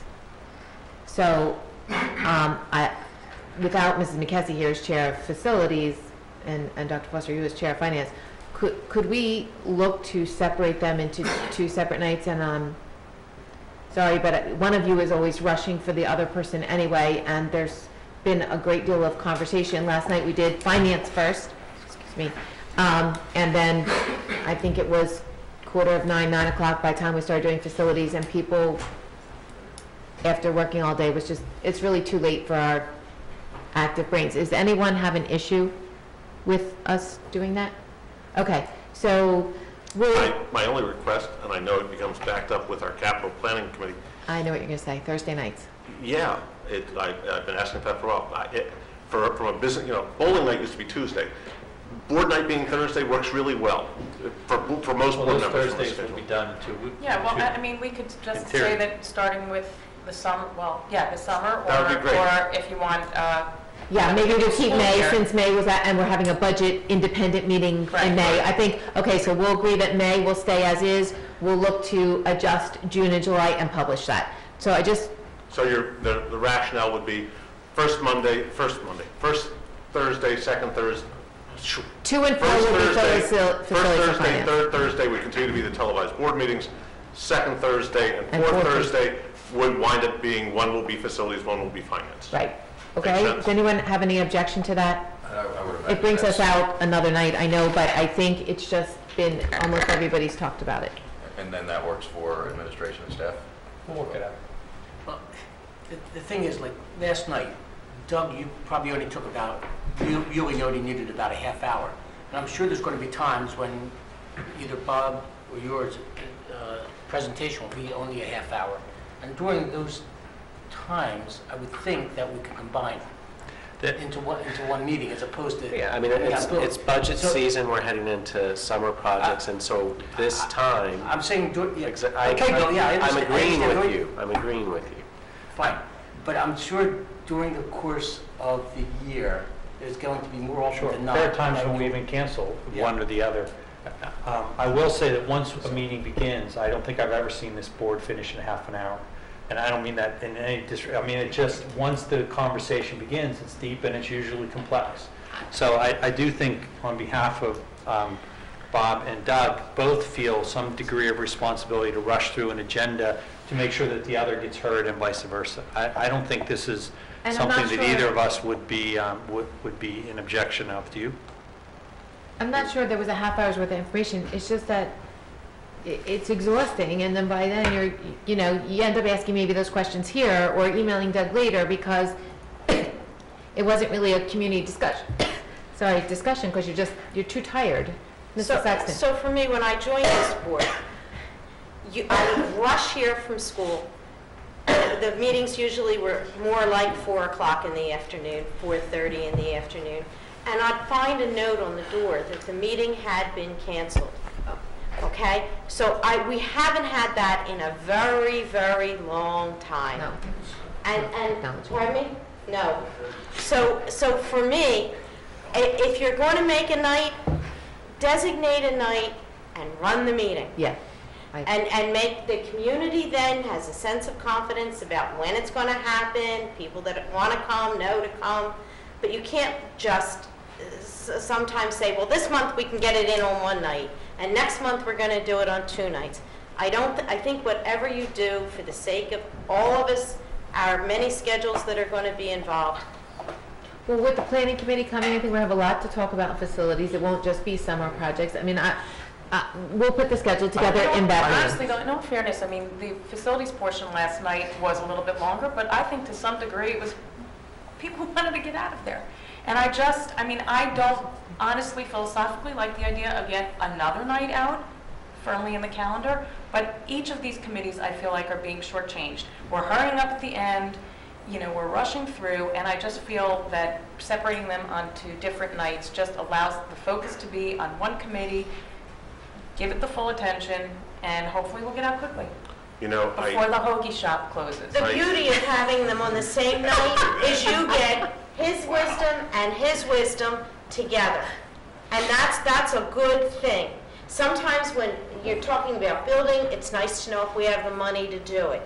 And having the two of them together is definitely an advantage. So separating them. I would expect to attend the facilities meeting. I So have to tell you, there was an article once that I read, and it had to do with physicians treating patients, and it talked about how much time they spend with patients, and the observation was made that how often, as the patient puts their hand on the door to leave, they make some subtle comment about, oh, and I have this, and that's an important feature, but because of the limited time with physicians, sometimes they don't get that. And I kind of have that same feeling here, that sometimes we only look at the big rocks that are in our way on some of these projects, and that's what we look at. We see the big rocks, but it's the little pebbles that we didn't get a chance to talk about that ultimately come up to be a problem. And so to the point that Patty had made about, you should have the meeting. You're right, because sometimes if you have a meeting and you say it's not a lot of big items, but there are a lot of little things we should talk about. that's how conversations happen that are appropriate. You know, the conversation around the security system. That's probably an important conversation. You know, Doug had actually spoken to me about it earlier because of my IT concerns, but that's something which the board would benefit from at length. We spoke before, you know, and said, well, there are new board members. There was that discussion. Well, part of it is everybody needs to know a lot of the little things to happen because it may not be important now, but if it's in your repertoire of knowing things that this board does or the district does, it comes back to affect your future. So I'm glad to have meetings that have light agendas, light lift, but important discussions on a lot of little things. Okay, so I think we're in agreement. We will work on that. May will stay the same. Other board... I'd just like to stress on the meeting dates that I think I'm hearing Thursday nights. I would really like to stay with that Thursday night. I was concerned because I thought that I was not going to be able to make the meetings last night, and sometimes votes are taken, and the only time we do change them, and we can look at this, was like at Thanksgiving because it falls on a Thursday. Right. And I think last night was changed because of spring break was supposed to be last week. So outside of that, but a good point. We're going to try to make them consistent. Fair enough. But occasionally Wednesday, I think it's November, December, and April is usually issues for us. Since we're doing board comment, I really have to tell you, I was amazed on Sunday. Well, we're doing it. And I said we're doing it again. Okay. I was amazed on Sunday how much equipment was recycled at Council Rock South. Oh. It was Do we get a final count? amazing. And when you look at it, what is amazing is my wife won't let me go anymore because I want to get out and look in the bins and see what I could use. She won't let me do that. But it is amazing to think how much of that stuff was an essential purchase for someone just 2-3 years ago. And the cycle time on this is amazing. But I am glad, particularly, you know, for those people that don't realize, you can't throw TVs out by the curb. You can't put computers out by the curb anymore. And so that anybody should know, that service is, correct me if I'm wrong, we don't pay anything for that service. That's just a function that company has entered into as an agreement with us. They collect it, they destroy it, and I believe that they're one of the few organizations that actually has a level of security clearance for destroying equipment.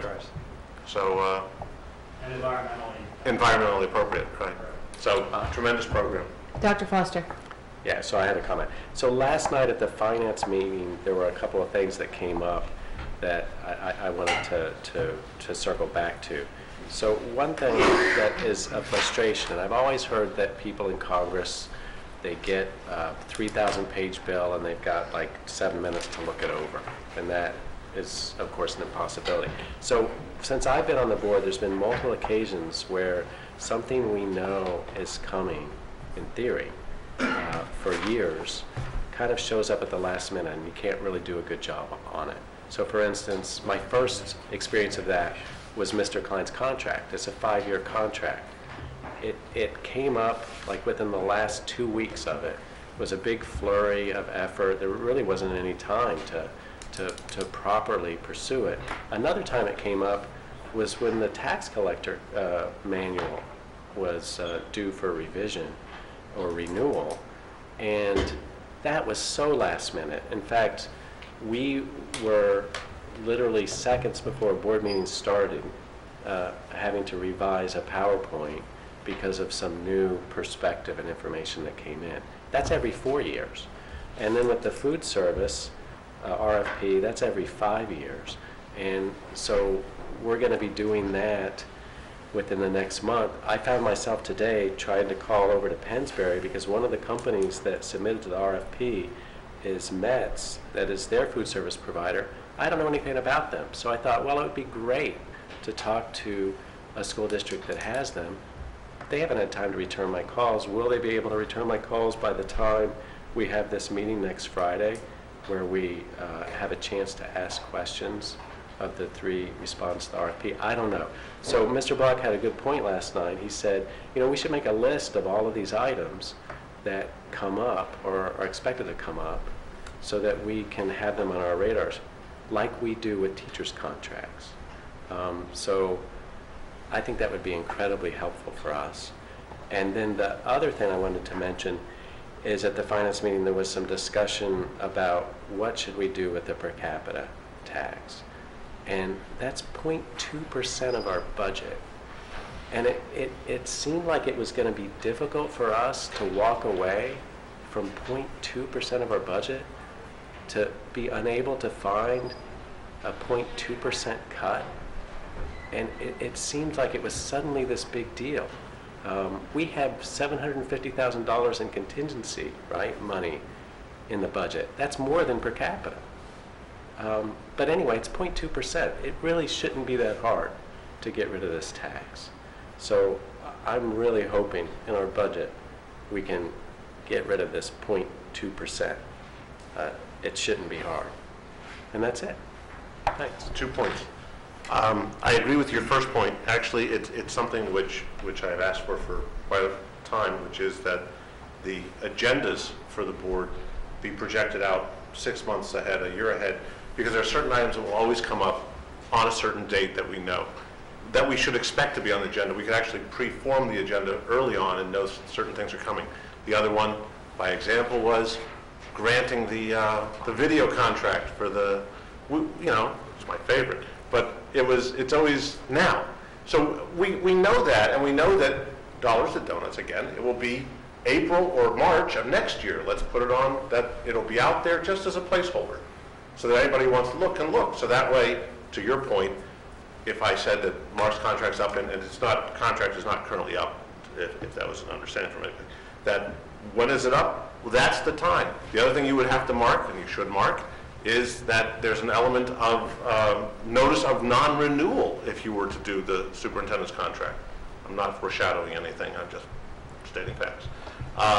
Those things, you're right, but from a board agenda, and that's something, as we talk about the role of our new board secretary, is something which maybe we can help to push within that framework from a board planning perspective, just to get the things on a calendar.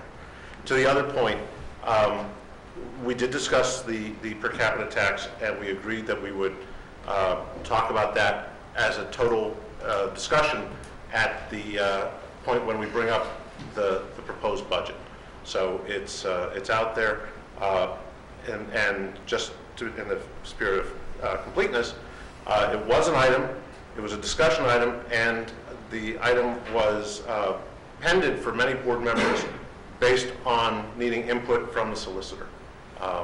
And that's still, I think we're still awaiting that input, because we spoke with the solicitor, we spoke of that before, that we needed some input from the solicitor on that topic. So, just want to be, we will come to talk about per capita, but it's at the budget meeting as we discussed last night. And I just want to say, in the long run, I'd like to have as much of that discussion in the public as possible. So for instance, when we were thinking about the tax manual changes, we had discussions with tax collectors. We know our tax collectors. They're really good people. They're willing to work with us. They have ideas and opinions, and I mean, we know them on a first name basis. These are not mystery people to us. So I think we with confidence can work with them. That's my opinion. Any other board items? I hate to belabor this, but I have a question, really. So we did talk about the per capita tax at some length last night, and I worked on it a bit myself today and discussed it with our finance director. But I'm looking at our minutes from the second retreat we had, the goal-setting retreat that was a public meeting, and it says on here that after further discussion, the board agreed to defer any action on the occupation tax and agreed that a separate initiative on the per capita tax would not be required.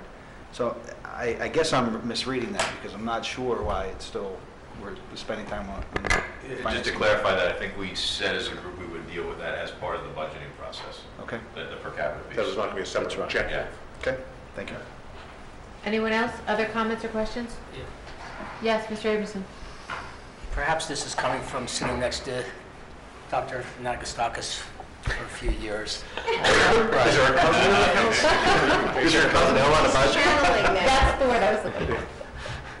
But as we go forward talking about the renovation of Newtown Middle School, it reminds me that nothing that I could think of can tear a board apart more than new construction or renovations. I've sat through several, starting with this building, Chancellor Elementary School, and I saw what that did to the community.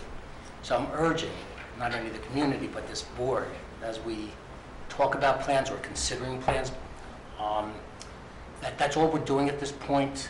We're getting the information, and I'm asking this board that while we consider this information, that we do so civilly, that we could have the heated debates, but let's be role models for who's going to be listening to us. So, because, like I said, nothing can tear the community apart, or even a board, in my opinion, as much as construction or renovations of our buildings. Very nice. Anyone else? Okay, we have our last public comment. Public comment is an opportunity for members of the public to address the board. We would ask that you limit your comment to no longer than 3 minutes. Please consider the fact that there may be young children watching this broadcast live on CRTV when speaking. It's our goal to maintain a respectful environment so that members of our community have an equal opportunity to address the board without interruption. While the board welcomes your ideas and will consider them in deliberating an issue, we may not respond to your comments or questions. Nancy Carroll, Newtown Borough. It's nice to see you two guys up there flanking Mr. Reinhardt. I think you both do very important jobs, and when you're sitting in the back, it looks like you're not with the rest of the crew. So it's nice to see you up front.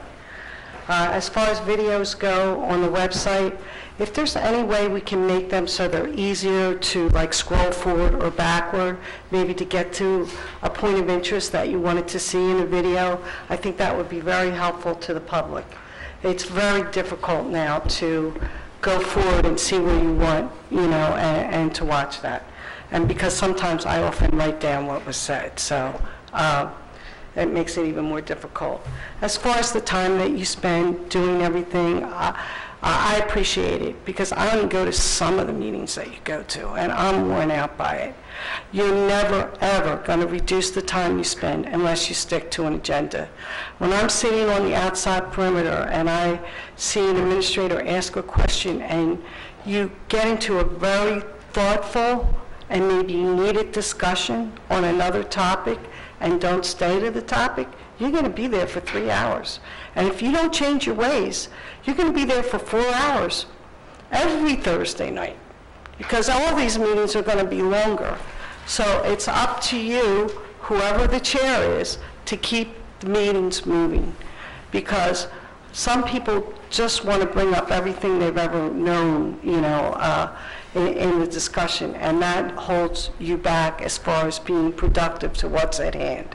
If you need a philosophical discussion on taxation, put it on the agenda for the next meeting, but not when you're deciding which budget you should show. I agree that we need renovations in this district. So many places.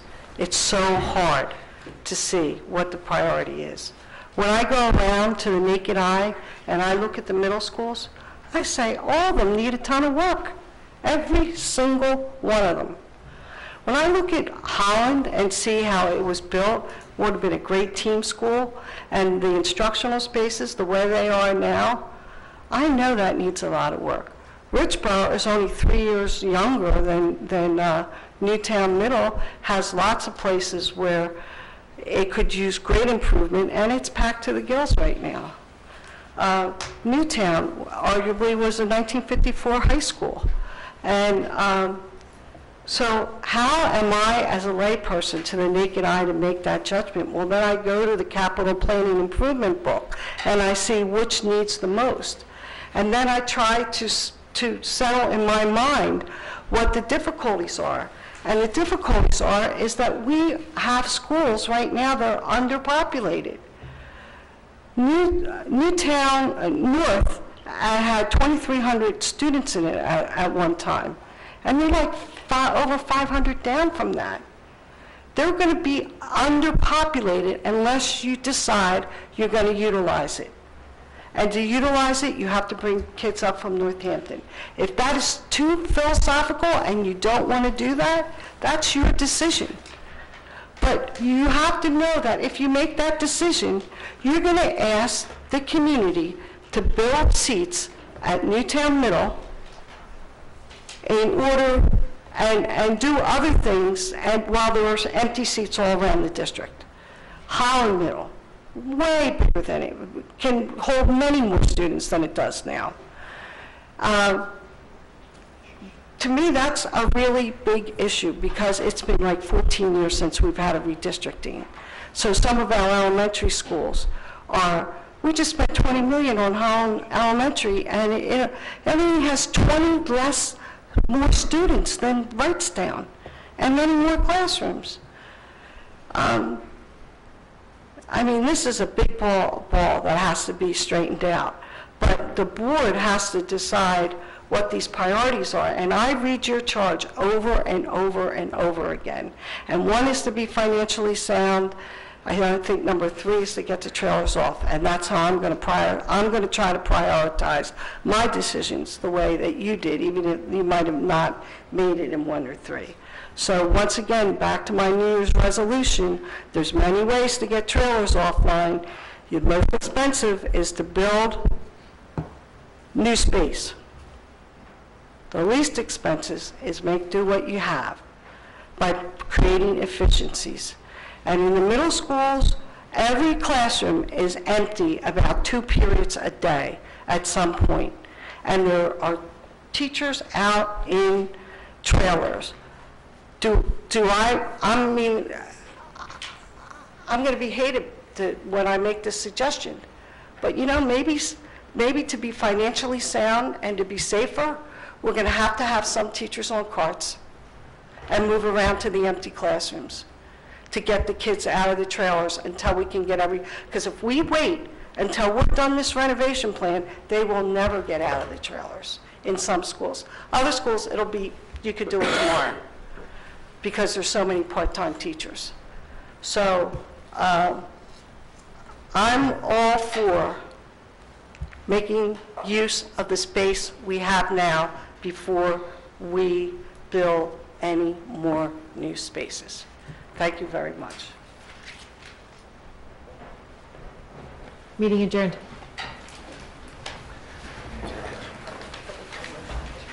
That's where I got.